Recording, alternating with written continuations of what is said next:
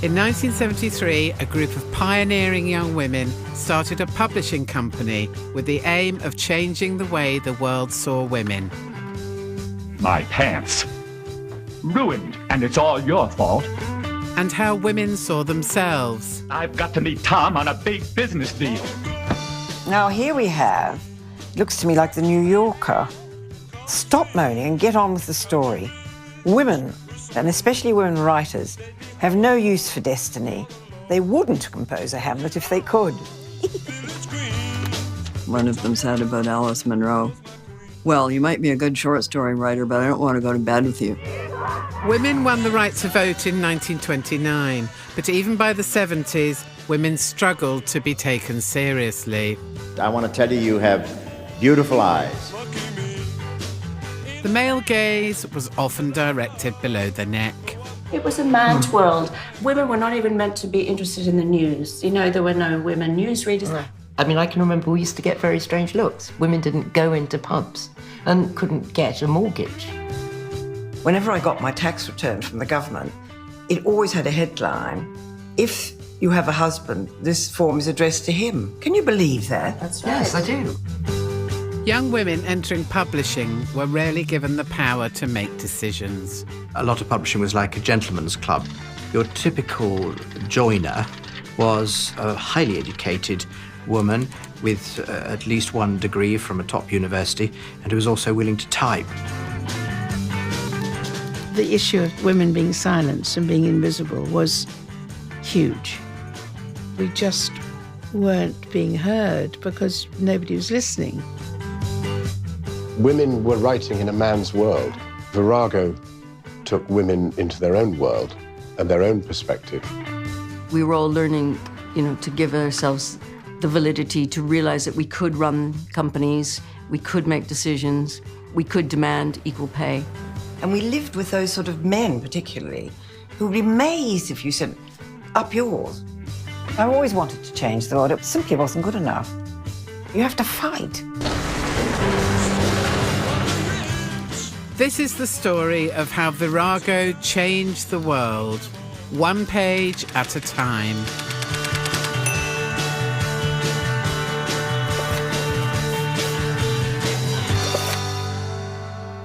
There was nothing you could do, really, in my world of book publishing, except do publicity and marketing. And the reason they wanted you to do publicity is that they chose, if you were adequate looking, you'd be sent out to flirt with journalists and get coverage in newspapers. There was a particularly nauseating old man who used to put his hand on your rather plump thigh and stuff like that. Oh, nobody ever told you could run anything.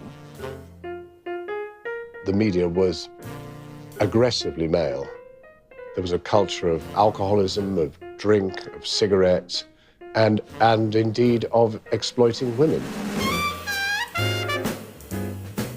I'd go along to a sales conference. Well, any old man used to think he could get you into bed. It was like the wolves were on the loose. By that time, say 1970, I was 32, and I'd had a good 8 years living in the working world, and that would turn anybody into a raving feminist in those days. Girls, would you please turn?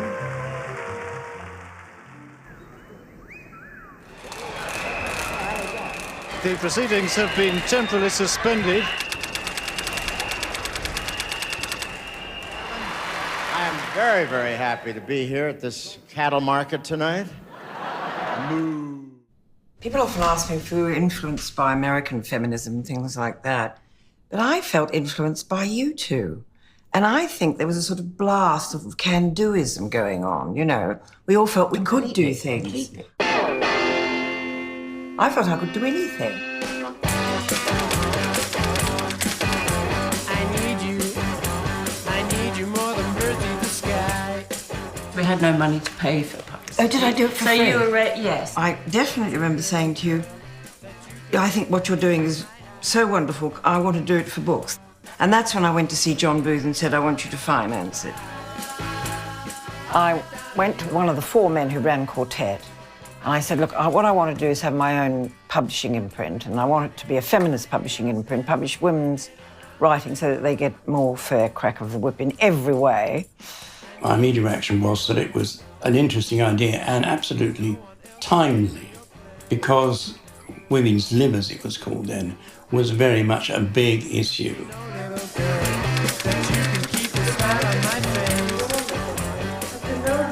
Because the concept of wife is a social concept. It presupposes a whole way of life that we haven't even discussed yet. What are you doing at a Women's Liberation Conference? The whole thing was so exhausting because we were changing ourselves from inside out and the way we patterns of thought. But this is what feminism was doing then. It was. We took that phrase, the personal is political, which was, for me, incredibly important because it was how you lived, who did the shopping, who did the cooking. I mean, did you have sexual rights and rights to say no?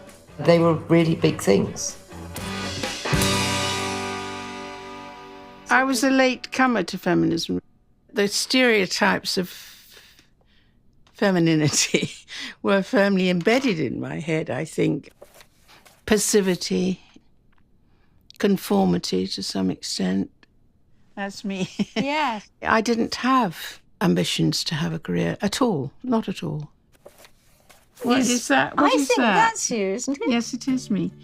On a demonstration. And are you there, Sheila? No, because there am I my in the photo- corners. This one is Marcia Rowe holding the spare rib banner. And there were we.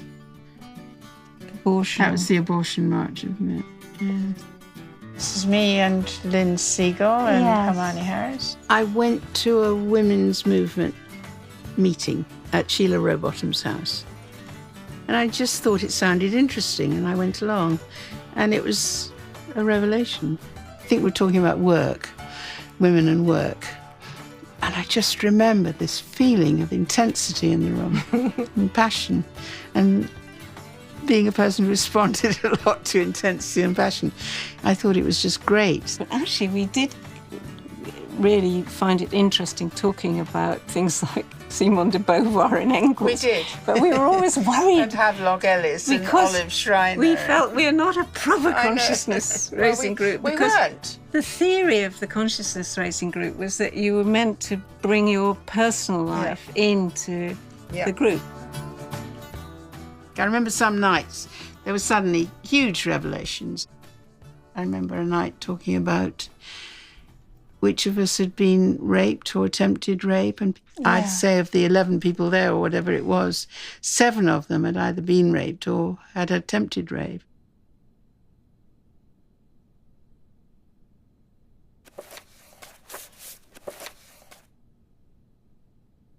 When I started the company, it was called Spare Rib Books. And then I changed the title. And I had a whole row of thesauruses, you know, gods of the world, monsters of the world, kings of the world. And we didn't like any of the goddesses. Diana, you know. And you saw Virago. And then we looked up its meaning. Yes. Fury, harpy, harridan, hussy, muckrake, Scold, she-devil, termagant, siren, tigress, spitfire, vituperator, witch, and witch. An heroic woman. Heroic, and also Heroic. the feeling that it was a slightly stroppy person. Yes, stroppy, We heroic loved that. woman. I love that. Seemed Yeah. to fit you down to a T.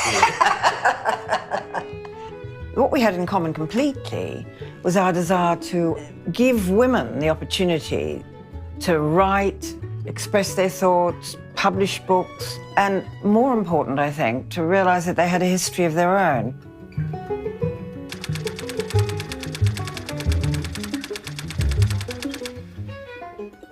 I think we were reluctant to just take on more work. You had no time at all. This was 74. There's an ad, Oh, first look at that. ad for Virago, Was that the announcing very that it will first? come out the next year. Isn't that marvellous? She was looking for someone. So we had lunch. Ursula, she was the serious one and the one who had the academic contacts, the historians and the wonderful women who were writing and researching women's history at the time.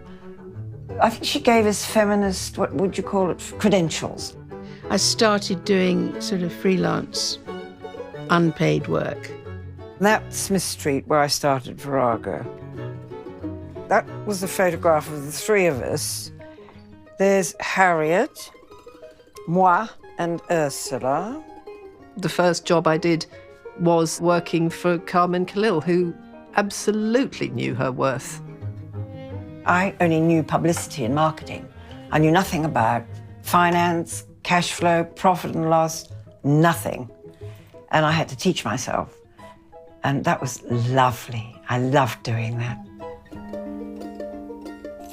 I thought the bank manager would have a seizure when I asked him for an overdraft. And I had to get 2 men to guarantee the overdraft, 2 businessmen, which was easily done.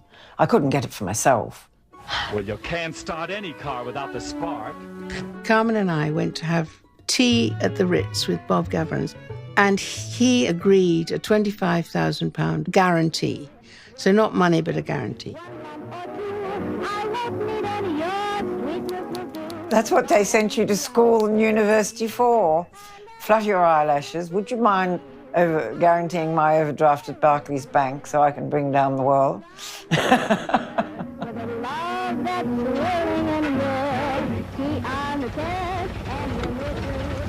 Did you ever put any of your own money in? Yes. What we all did is to put our houses, insane really, our mortgages on the line. That was insane. I had a 2-year-old child. That was what the flat looked like. This is the room. In the evenings, we would sit around and drink red wine and read things. So, you know, we started reading manuscripts, and Carmen had already started commissioning manuscripts. I don't know why people were always taking the cats.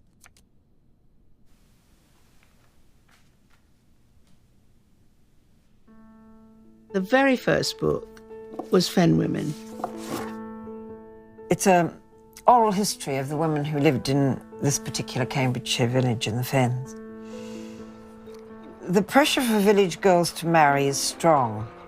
They marry young, and many have families by the time they are 20. But although the dream of married bliss may fade rapidly, with his night out with the boys and her fourth-hand washing machine, divorce in the village is unheard of. Child rearing, the great unacknowledged profession, is entirely her responsibility. One of the stories, one of the many that I recorded, of a woman who had 9 children, who had nothing to eat, absolutely nothing to give them. Nothing. The news of the world was disgraceful. A dirty trick has been played on the women of Islay. Suddenly, some of their most private feelings and opinions are held up to public ridicule and amusement. It's little more than a peep show, it says here. I like this one that understood what you were really trying to do. Women who kept 20 children on 10 bob a week. Nothing has changed, but yes. Still, that's what the book was about. I mean, these were women... It was about survival. Feminism itself, it's still a dirty word in a way. It certainly was a dirty word in the 70s. Carmen Khalil, why should history belong to men? They photographed me in front of the dartboard with my mouth open. I mean, unbelievable. We were fair game. This was the first book of a feminist publishing house. Maybe we didn't expect it, but that's what happened. They put us all down. Bra-burning, men-hating, women's livers. We did 12 books the first year. I remember that because at the first press conference, a man put up his hand at the back of the room and said, "How are you going to find enough books for next year?" We produced the first books because Harriet, who was the star of the whole enterprise, taught us self-production. Amazing. That's an abiding memory of unpacking the books as they just arrived in the binder's parcels of 40 and seeing if the cover and everything had worked. That was absolutely a top moment because there was a lot of anxiety. Angela Carter, the novelist Angela Carter and writer, wrote a book for me which was called The Sardian Women. But I think I paid her £25. And so she couldn't write it for years because she didn't have any money either. So it waited and waited.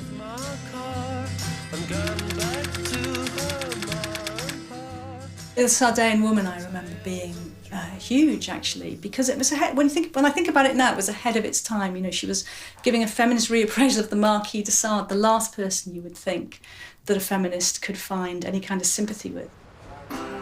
By 1976, I thought we needed an office.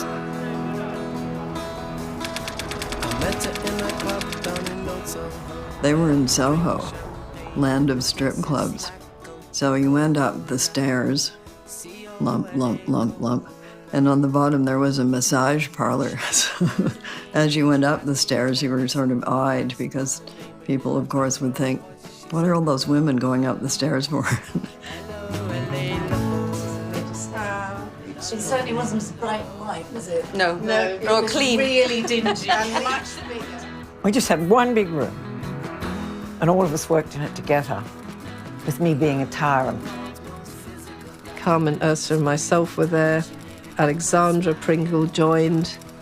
And Lenny wonderfully wrote saying, would Carmen like any help with publicity? I was given the grand title of publicity manager, which frankly meant typing labels. I think you sat here. Well, you sat I had there. 2 different times. And Carmen sat there, did she? Over there, in the sort of jacuzzi. They had 3 typewriters, and it was crazy, really. Noise. So quick on those electric typewriters. I think quicker than on anything I've ever done since. It was incredibly orderly, very hardworking. I did have a motor car, a terrible old banger, and I'd go around and delivering everything by hand to people to save the post. Oh, stay up all night and do it, you know? You've got to get the light bulbs, blue paper, then go and sign up an author. We didn't earn a lot of money. We didn't pay each other much for years. And everybody had to work extraordinarily long hours. And some of them had children. It was difficult. What was Carmen like to work for? She's famously pictured as being difficult to work for. She was not easy. That is true. You say, what the fuck are you doing, you idiot? And in England, they would say, this is an absolute nightmare that I said this to her. You said that to a young woman who worked for you. And I would say, why is she inferior to me because she's working for me? She can tell me to fuck off. Do you remember you used to often go and dictate your letters in the lavatory? Yes. And I used to go in and you'd be sitting there And we had dictating some away. poor woman, didn't we? And yeah, I remember once you did it on the roof and the gust of wind took your correspondence away and you said, Alexandra, get up here! And I had this really tight skirt and I had to climb out and I was dashing around these rooftops picking up your correspondence. Carmen was the managing director and she wanted things to be pretty much her way, and sometimes there were arguments about it and tensions about it. I have heard some stories of people crying in the toilets. Crying in the toilets. I cried in the toilets too. I mean, everybody dished it out. And I think my personality was very, very tyrannical when it came to making sure the company survived and that the authors and books were served properly and to get their work out there.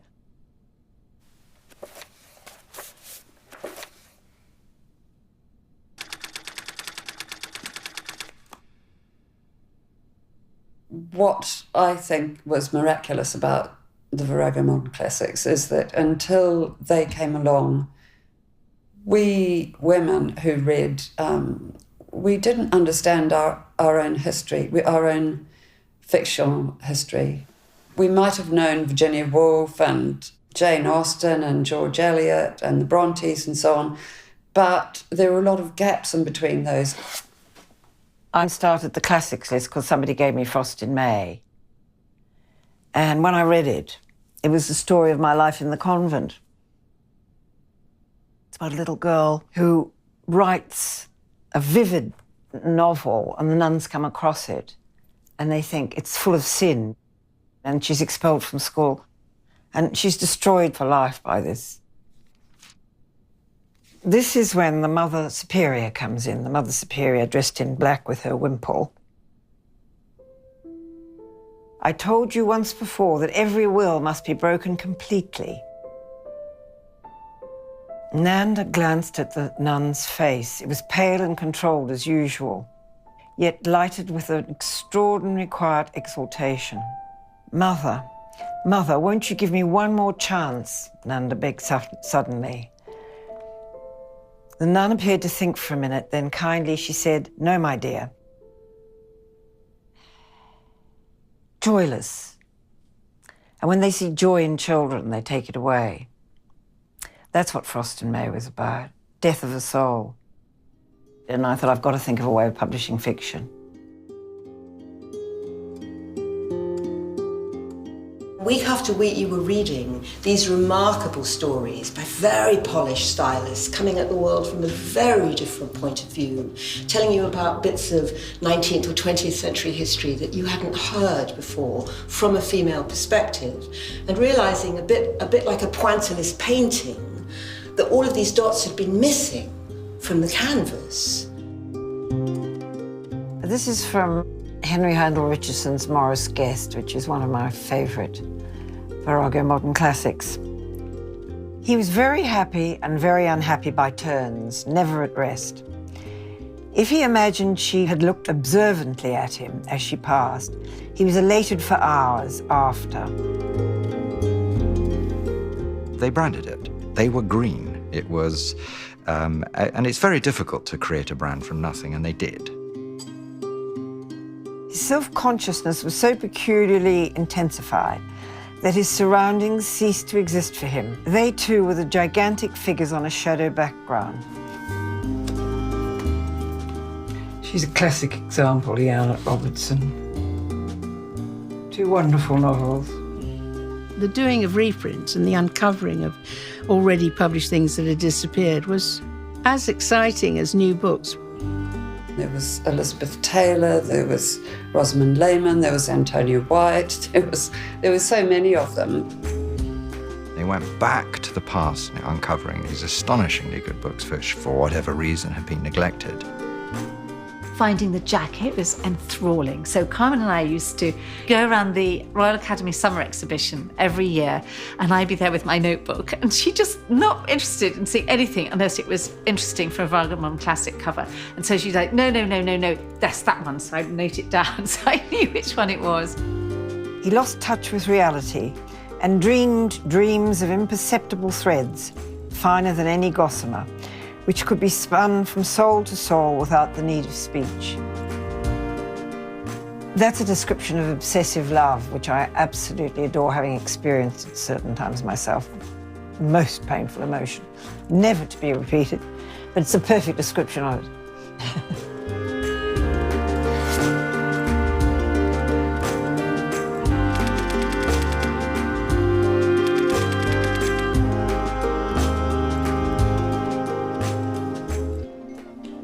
Today I'm going to be speaking to Jo Kingham, who is the daughter of one of the best-loved writers on the Virago Modern Classics list, Elizabeth Taylor. Your mother, in her lifetime, was admired by many writers, and Kingsley Amis said she was one of the best English novelists born this century. Do you feel that she was as recognised then as she is today? No, I don't think she was, and I think she'd be astonished. Thanks to Virago, who published everything and kept her on the shelves in all the bookshops. And I think, as the family, we owe a huge debt to Virago, but I think she would have been thrilled. You just need to put these books into people's hands. You need to make them look, you need to make them look fresh again and like something that a contemporary audience would enjoy and would relate to.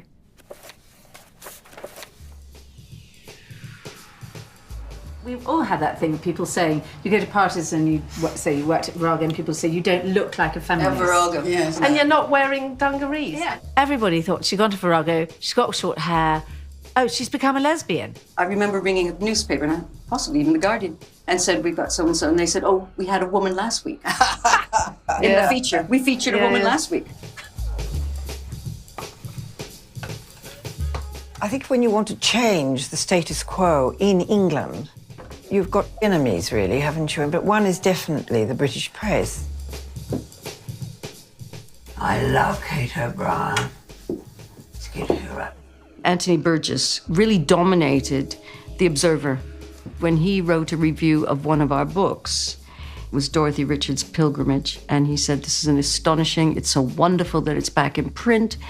It sort of predates Joyce for Stream of Consciousness. Too bad it had to be published by those sows. Leonora Carrington was the one that Alexandra loved. By no stretch of usage can virago be made not to signify a shrew, a scold, an ill-tempered woman, unless we go back to the etymology, a manlike maiden. She's wonderful, I compliment. It is an unlovely and aggressive name, even for a militant feminist organisation.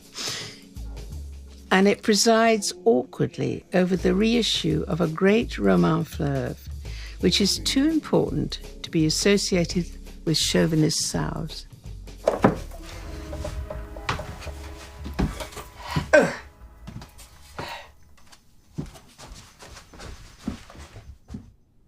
I think it's because they thought of feminists as a race apart. And I think that was one of the biggest problems, really. What kind of response were you getting from readers? Oh my God, amazing. Bag loads. Letters from teachers saying, I really want to talk about feminism in the class. I want to change the curriculum. I would like more women on the thing. Please send me posters. You get women's groups from the WI right through to radical feminist groups who wanted a speaker to come. It opened so many doors for readers. People would go into bookshops and ask for the next Virago book. Virago wanted to be mainstream. You know, we were always set up not to be niche, to be on the high street. This was Carmen's ideas, and Ursula's too, but I've really stayed with, that we represent 53% of the population. We want everyone to read our books, you know, and we might publish from the margins, but we are not marginal. That wasn't always popular in the kind of more radical ends of feminism in the 70s and 80s. To read her. Have you not read this book? No, I haven't. No, one of the best Virago writers that I'm told. There wasn't one feminism. There were many, many feminisms. The women's movement in the 70s, I think, was dominated by white, middle-class, mostly heterosexual women. And there were quite a lot of women who started to resent that, I think, and felt that their interests as black women or working-class women or lesbians, you know, were not being represented. And so they wanted to have, and they did have, their own groups. I think there'd been a very romantic view earlier on about sisterhood, that somehow we could all work together, we were all women, and we were united by that.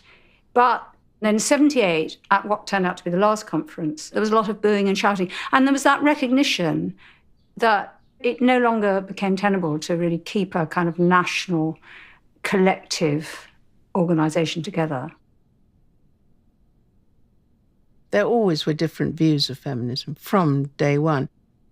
We commissioned a book which never got written called Feminisms because, you know, people often don't understand. There are just so many different forms. Ursula was very much connected with what I called the North London socialist lot of feminists. And a lot of them were academics, and they'd done a lot of research already, and so we did some wonderful history reprints. The non-fiction books that Ursula was doing were trailblazing. I always remember the one about Asian women in Britain, and because I'd had that room in Whitechapel and I had seen these, you know, the Bangladeshi women in their sweatshops and been very concerned by them. And this amazing woman called Amrit Wilson wrote this book called Finding a Voice. It caused a sensation, and the author got death threats from men in her community. It was really sort of breaking open what was, you know, what was behind closed doors.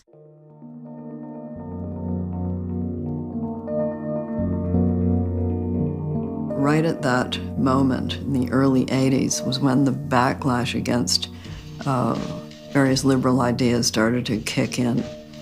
And people were saying that they wanted to get women back into their homes and into a traditional, quotes, lifestyle.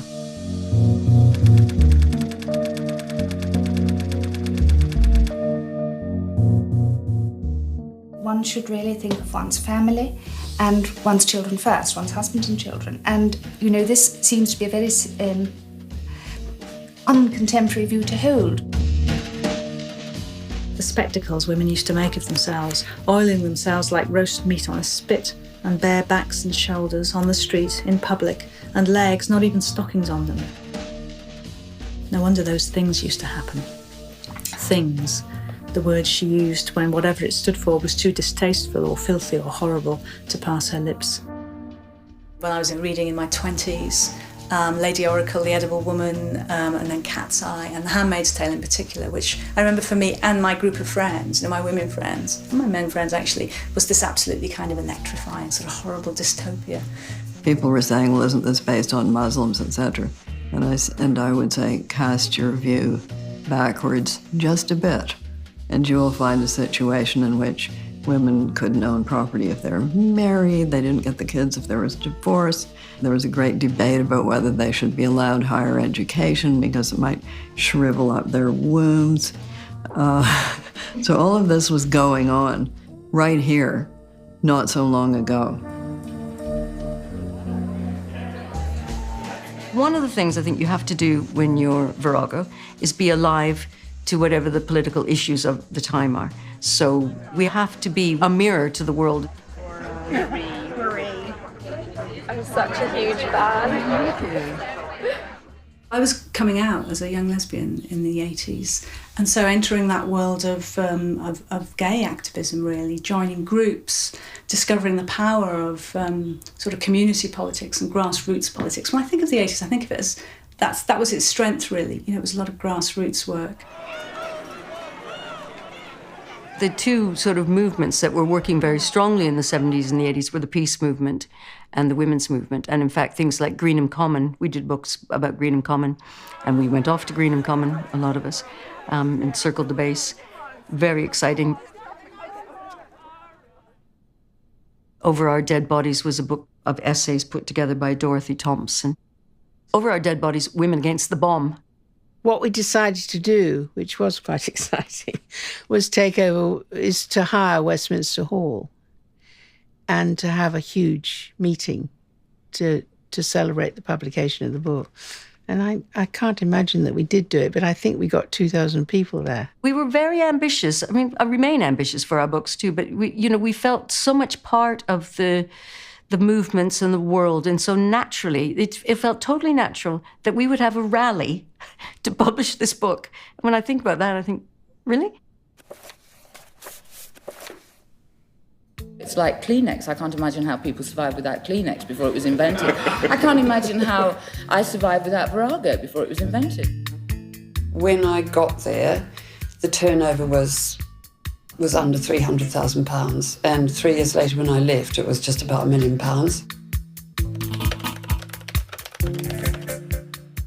Carmen was moving to Chatto. She'd accepted the job as managing director, and she wanted to bring Virago with her. The company became worth quite a lot of money, so it was a good time to sell it. I said I wouldn't leave without Virago, and so Virago came with me, but it did cause ferocious row with Ursula. Harriet and I didn't want to become part of Chatto's because we felt it was an independent company and that it should stay that way.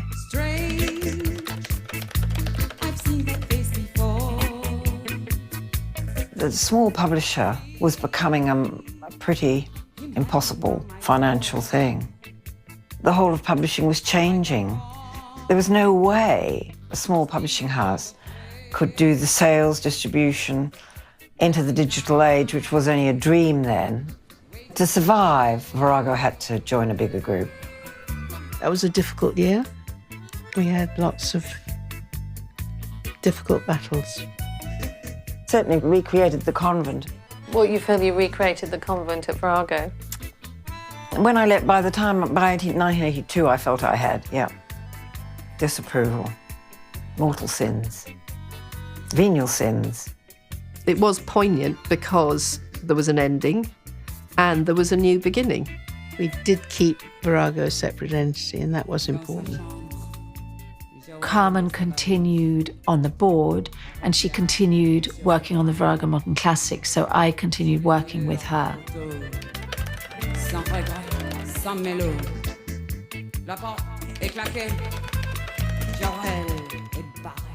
Is the common thread in people who have managed to do something, whether it's artistic or creative, a force of personality to push something through? Carmen? I just don't know. I think as I get older, I do think perhaps I do have a strong personality, so maybe that. I mean, living with it is beginning to exhaust me. So that may be right, but I don't think when you're doing something, you think that you're successful or that you have a strong personality or anything, you just get on with it. When we all began, we were secretaries or publicity girls, and by the 80s or 90s, we were all in very big jobs. Ladies, gentlemen, young men, young women, I encourage you with all my heart to strive to be bigger, stronger, healthier. Dare. Thank you. Ursula Owen heard about Maya Angelou and heard about I Know Why the Caged Bird Sings, which had been published in America in 1969. Wouldn't they be surprised when one day I woke out of my black, ugly dream and my real hair, which was long and blonde, would take the place of the kinky mass that Mama wouldn't let me straighten. According to Maya, it was sent to a lot of publishing houses in the UK, and they all said, no, nobody in the UK is going to be interested in a young black woman growing up in the South. So no. Then they would understand why I had never picked up a Southern accent or spoke the common slang, and why I had to be forced to eat pig's tails and snouts, because I was really white, and because a cruel fairy stepmother, who was understandably jealous of my beauty, had turned me into a too big Negro girl with nappy black hair, broad feet, and a space between her teeth that would hold a number 2 pencil. I think Maya brought us poetry, although we didn't realize that was what was happening to us because it wasn't in verse. Its unput-downable quality is the fact that you're constantly led straight into another cadence in that book. In 1984, Ursula bought it, and Maya Angelou came over, and it was amazing. It was utterly amazing. I remember because she was 6'4" or 5", and she came into our quite small offices, and she danced. We printed 6,000 copies, they were gone in a fortnight. We printed 6,000 more, and they were gone in another fortnight. And we suddenly realized we had this huge bestseller on our hands. Maya made them. I mean, they turned some shekels after that.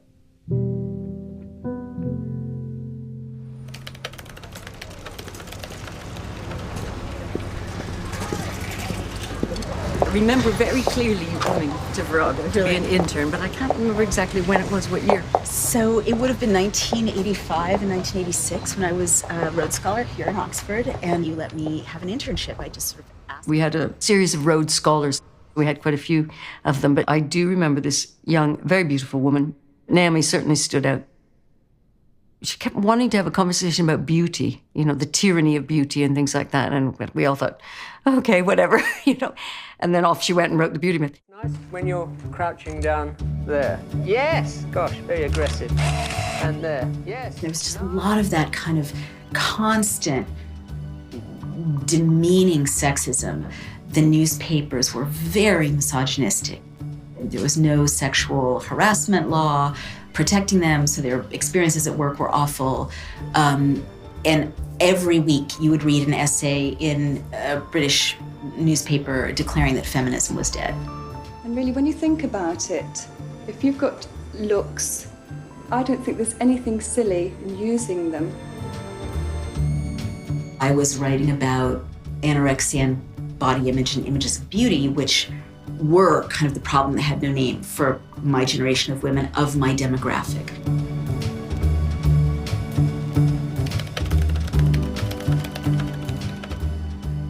Success.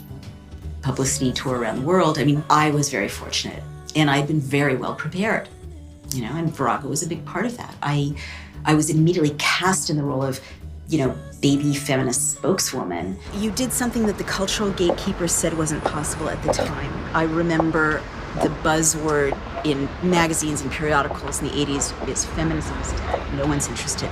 And you were creating a business model where showing that there was a market for these ideas. And that, in fact, is really important in terms of publishing, because it did tell other publishers that there was an appetite there that was not being satisfied. Well, exactly.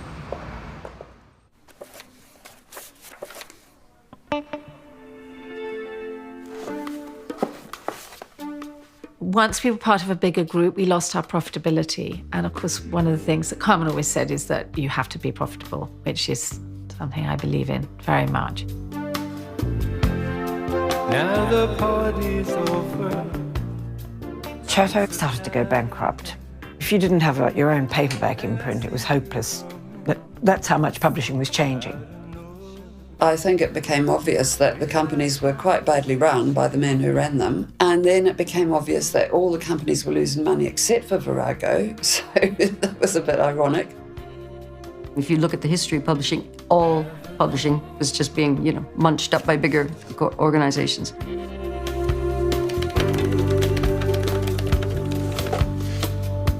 We said we still want to buy ourselves out. And there was a big battle, which we won by saying we'd all leave. It was interesting. There was this great deal of disaffection, and it was basically like, sod this, let's leave these men and let's go back out on our own. So we did the buyout. We all had to put some money in. It was something like £10,000 or something each. Were you all in agreement this was the right thing to do? We were.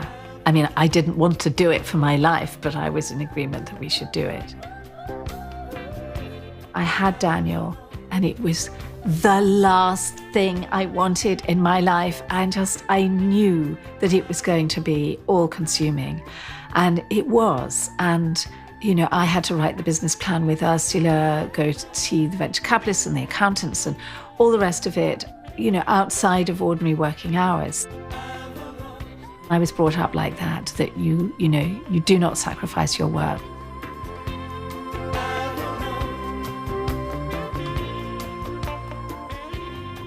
It was hard, and to be frank, in a different circumstance, I think I would have had another child, but, you know, I couldn't manage the balance. Virago bought itself out, and I helped with that as well. And so they became an independent company again. It was a very bonding time. We were all working very much together. It was great.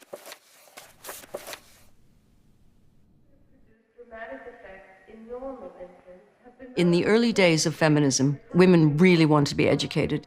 So we could publish a lot of women's history. Everybody was really hungry to know who were these women before, who's got forgotten, what did they do, what were their names, all sorts of things. And that kind of went away slightly in the 90s. There was a feeling, I think, that it had been done, what's your problem? And there was all sorts of feelings that, you know, feminism has gone too far, or, you know, feminism's actually wrecked relationships between men and women.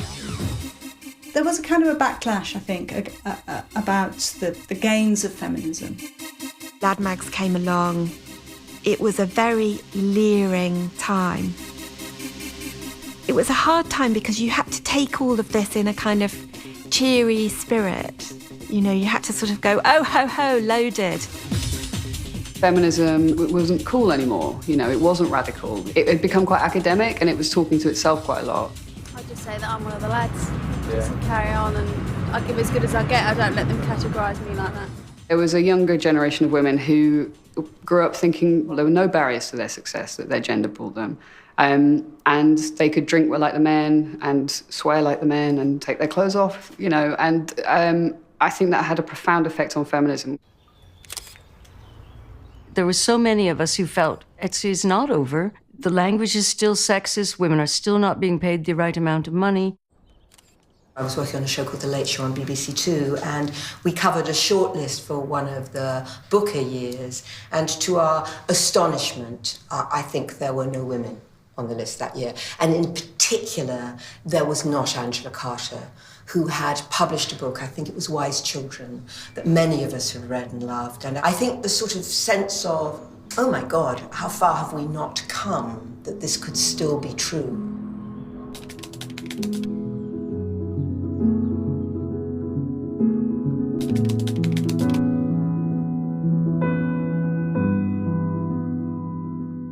It was, of course, a joke at the time. If size matters, we'll have a bigger prize pot than the Booker will. A price-cutting war is looming in the book world after the Dillons chain of booksellers put many of its new titles on sale today at a 25% discount. Tonight, several publishers are taking out injunctions to stop Dillons discounting. There was an industry wobble, and books were harder to sell. Dillon said their discounted books were selling at 5 times the normal rate. There were more of them, and so you had to fight harder for your share in the market. You know, the kind of girl power, ladette brand of feminism didn't sit very squarely with reading books, particularly. The 90s was hard, and Virago struggled. By the time we got to 95, we definitely were not going to be able to last all by ourselves. I said that we're going to sell the company, and so we sold the company, and various people wanted to buy it. The choice was between Bloomsbury and Little Brown. You know about that. I've come across it. It must have been a very difficult decision for everyone to make. Absolutely. So we had this great, terrible moment when we all declared, but I didn't have a vote by then. I'd sold my shares. Listen, one day I'll write a play about it.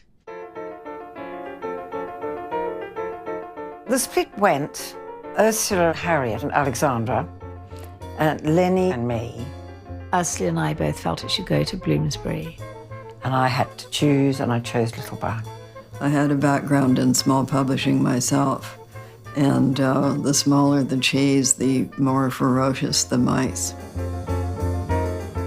I was very, very against corporate publishing, and I felt it was wrong for Virago. I wanted to get it to a company where Lenny could run it.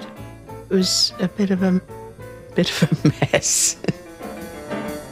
After that meeting, I remember seeing Tim Waterstone, who was a non-exec on the Virago board, and he said, I've been on many boards, and I am on many boards, and I've never seen people behave as badly as you all did. And I looked at him and I said, but what you have to understand is we were family. I understand that they did a television program some years ago in which they displayed infighting. What would I do? Frankly, darling, you're too fucking boring. They loved the idea of a cat fight or things going wrong, and probably a feeling that maybe women can't really do it. You know, everything else, all emotions get in the way and things like that. The personal is the political. That's all we have to remember. Big Women was a sort of parody. Was it? Yeah. It's very forgettable, isn't it? I've forgotten it completely. I don't know that that's that forgettable. Some dancing happens and you'll take your tops off. Medusa. One look and she turns men's hearts to stone. Medusa! I wouldn't have dreamt of exposing my breasts to anyone. I'm sure. In public. Yeah. We decided to throw a big party, and we made carrier bags saying, you can't put a big woman down. And we just had a good time with it.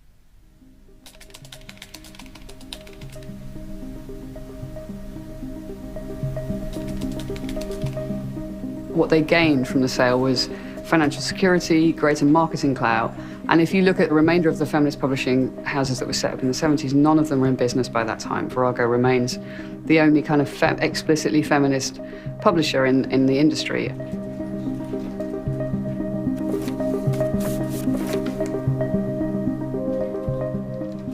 When we first came to Little Brown, There was a lot of conversation about how to sort of pep up Virago, how to kind of give it a new lease of life.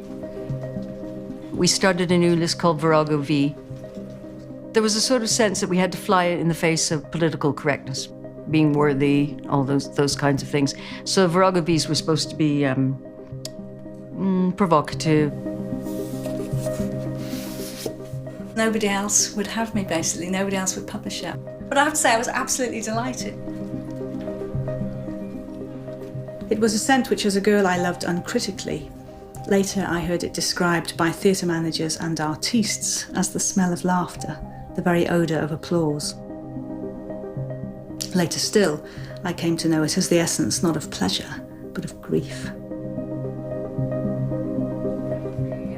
Sarah's not the first to introduce lesbian protagonists. Jeanette Winterson had obviously, among others, had done her amazing book, Oranges Are Not the Only Fruit. And it was like lesbian, a bit like in the old sense, Queen Victoria's idea that it didn't really exist. It was kind of very off-center. And what someone like Sarah did is kind of, basically, she just makes lesbianism ordinary. Virago V's, books with bite.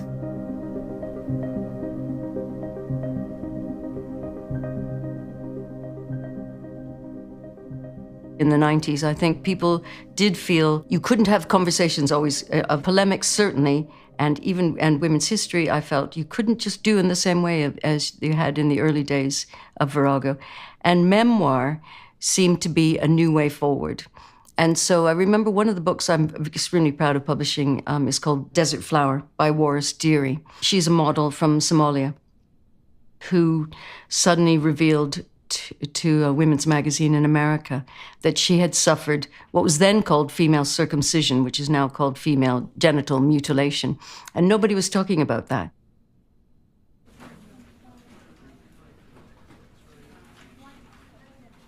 Because it's got integrity, Virago is successful. If it started saying, oh, well, we can have a little sub-imprint that does boy meets girl romances, I think everyone would think that Virago is selling out and it would be much less successful. So there is absolutely no impetus from me or from anyone else for Virago to do anything other than stick to its guns.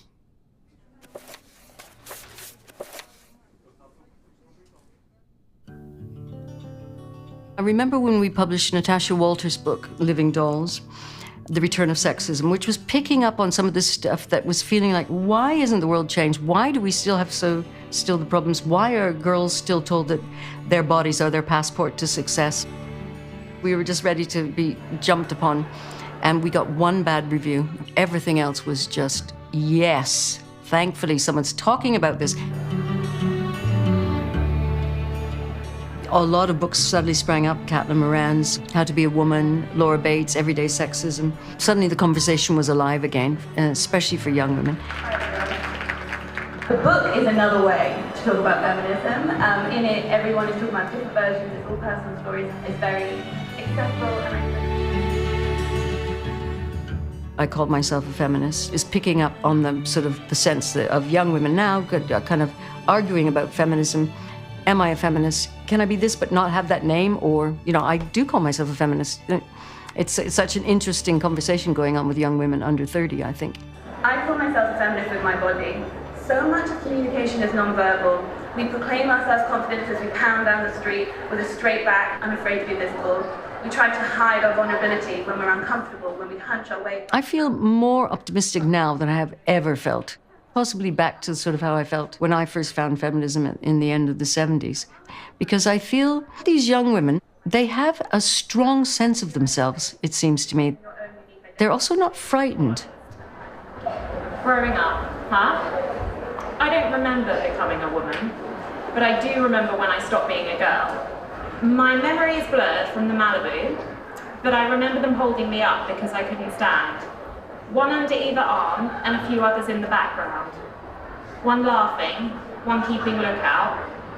The smell of clean, fresh blood that I woke up to at 5 a.m. I started to drink till I blacked out, to make it all less difficult.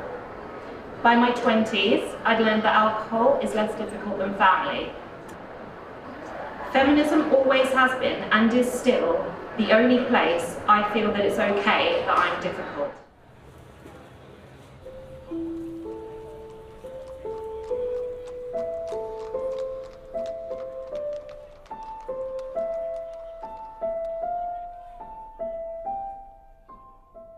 Things go and come, they go and come. So first wave got the vote, second wave, end of 60s, out of the housewife mold. This wave, if you ask young women, it's about violence. Violence, rape, and death.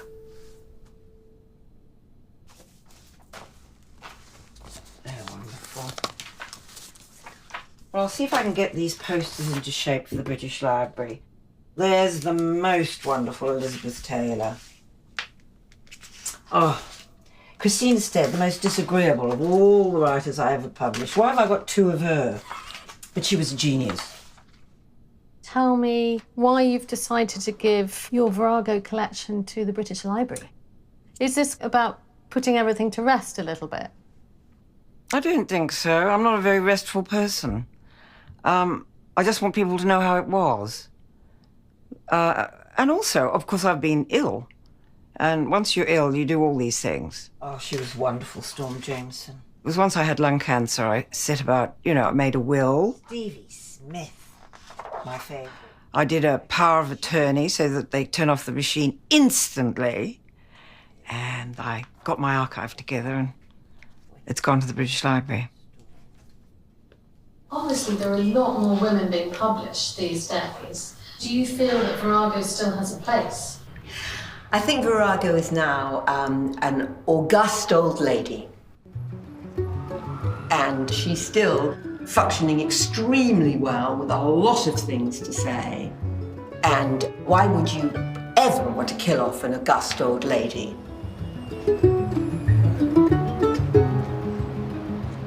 When I look back on it now and I think of the disputes we had and the stress there was, it's all very understandable because it was such a difficult thing to do. These are something I forgot. I'm so sorry, they were under the bed. It was brilliant to get the final pieces of the Carmen Killer archive, have it all. Do you feel it's an important part of our national heritage? I think that's a bit boastful. I think it's part of women's history. And I think women's history is very, very important. More important than kings and queens. And so, yes, I suppose I do, really. But it's not just about me, it was a whole body of women all over the country. They achieved an enormous amount for the next generation. That's very charming. I can't wait to see the apple. The apple on the spine. Yes. We came out of a place where people were silenced. And that isn't quite true anymore in the same way. How to do a balance sheet. Fixed assets are my loan, which depreciates. Bills for 1 month. Oh, the agony of it all. I see the casing going by over there. Feminism to me is incredibly simple. It's a humanitarian approach to the world, frankly. To find another 10,000, I love this. Yeah, Jason's advice, get more money. My belief is that Virago was one of the most significant publishing and cultural events since the Second World War.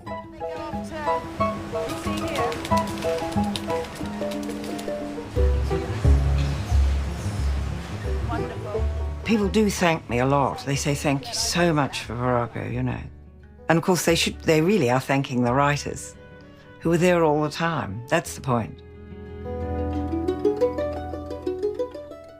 Though there was the odd bit of fighting, they took on the task of women's writing. A notion then some set great store on was that women's writing was an oxymoron. But though doubters pointed and quipped and jeered, they rolled up their sleeves and persevered.